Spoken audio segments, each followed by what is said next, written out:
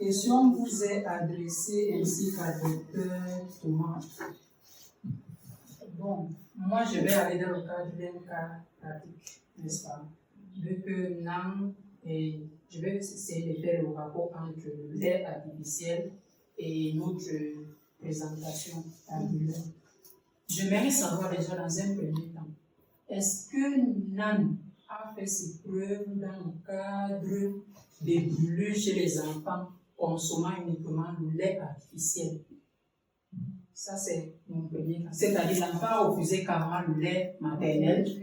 Il y a eu un incident. Il s'est carrément brûlé. Il faut continuer avec le NAN. Avec NAN, premier, deuxième, troisième âge, faites votre choix.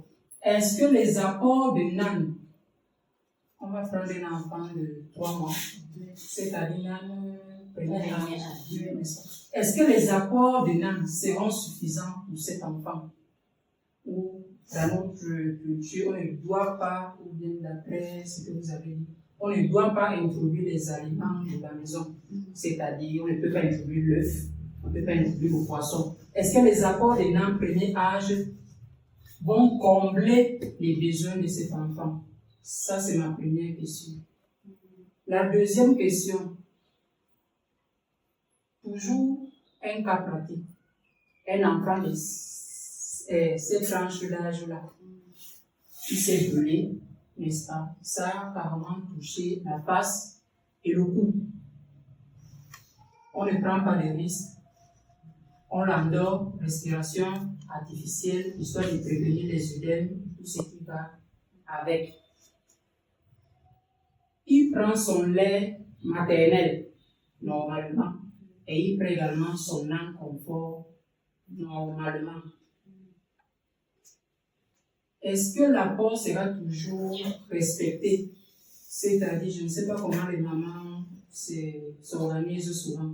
Je vais dire, par exemple, je vais prendre un exemple d'Anna. 100 cc de lait maternel, c'est-à-dire c'est quand elle a le temps, et puis 100 cc ou 200 cc de NAN premier âge.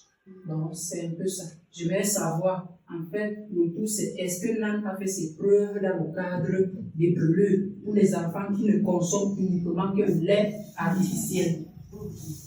Bon, pour la première question, la réponse, c'est oui.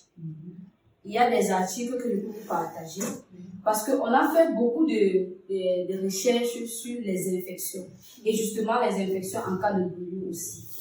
Donc justement, quand un enfant n'est pas sur le lait maternel, si on prend un cas simple que peut-être la maman est décédée, le bébé va toujours vous survivre avec l'alimentation avec le NAN.